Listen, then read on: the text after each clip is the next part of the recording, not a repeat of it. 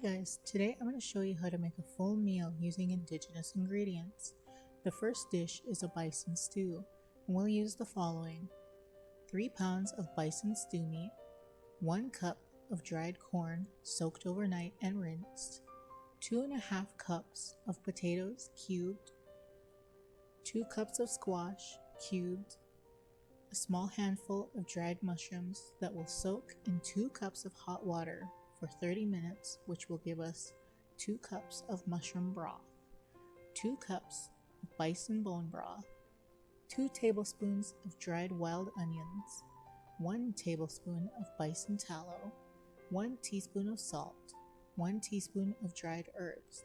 I just used thyme and rosemary, and 1 teaspoon of potato starch or cornmeal. An optional ingredient would be stewed tomatoes.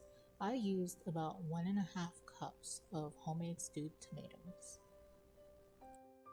All of the fresh produce used in these recipes came from our tribal community garden.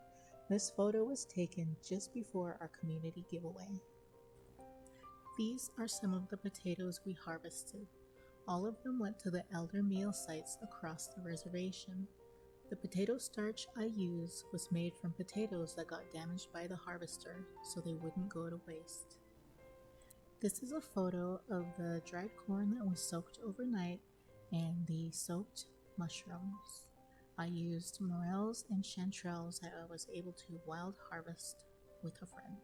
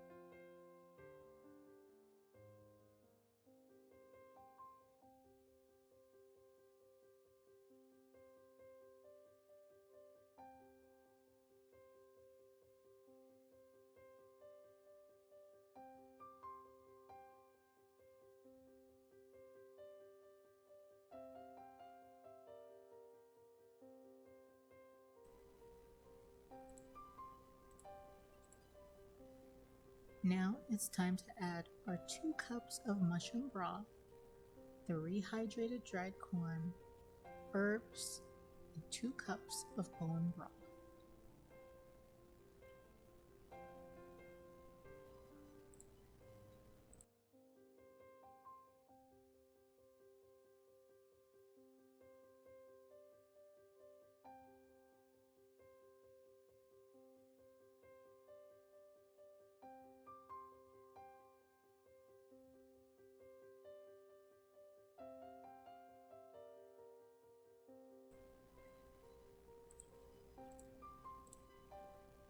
We now want to bring our buffalo meat, corn, and broth to a boil. Once it's boiling, place a lid on and back the heat down to medium-low. We'll let it simmer for 1 to 2 hours. After 1 hour, test a piece of meat and see if it's tender. If it's still very tough, let it go for 1 more hour. And now is the time to decide whether or not you'll add tomatoes. I chose to add tomatoes because it helps with the tenderness of the meat. I'll be feeding this to elders, so that's an important factor to me. After adding the tomatoes, let it continue to simmer with the lid on for 30 more minutes.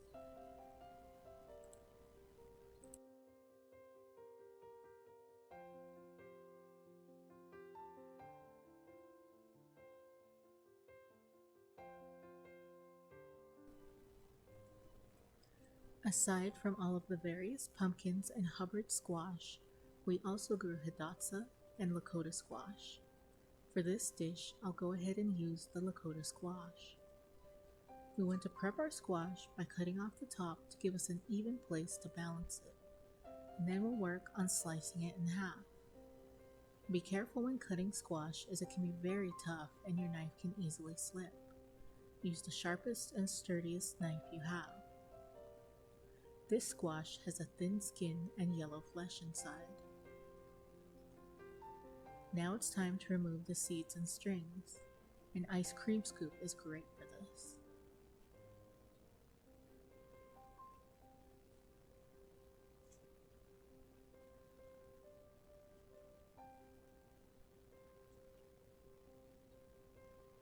Next, we'll peel it. You can use a sharp knife to carefully cut the peel from the squash, but I find that a potato peeler is best.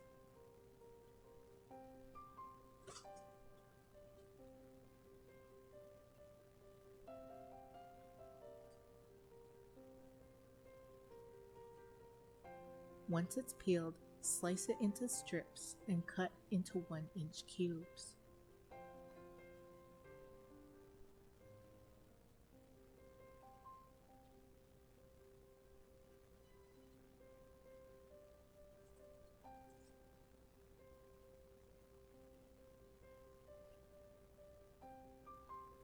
Now, set them aside and get ready to chop your potatoes.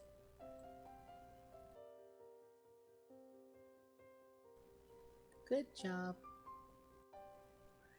After your stew has simmered for either an hour or two and your meat is tender, add in all of your potatoes.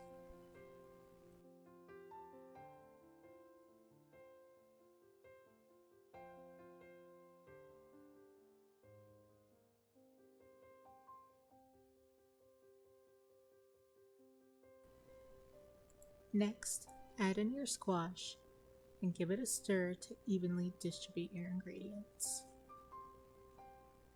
Bring your stew back up to a simmer and cover, simmering for 10 minutes.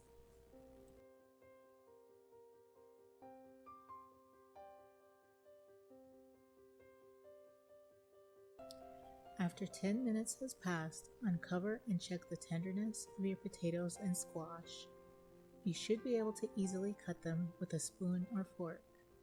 At this point, while the stew is still simmering, you can combine your potato starch or cornmeal with a teaspoon of water and stir it in.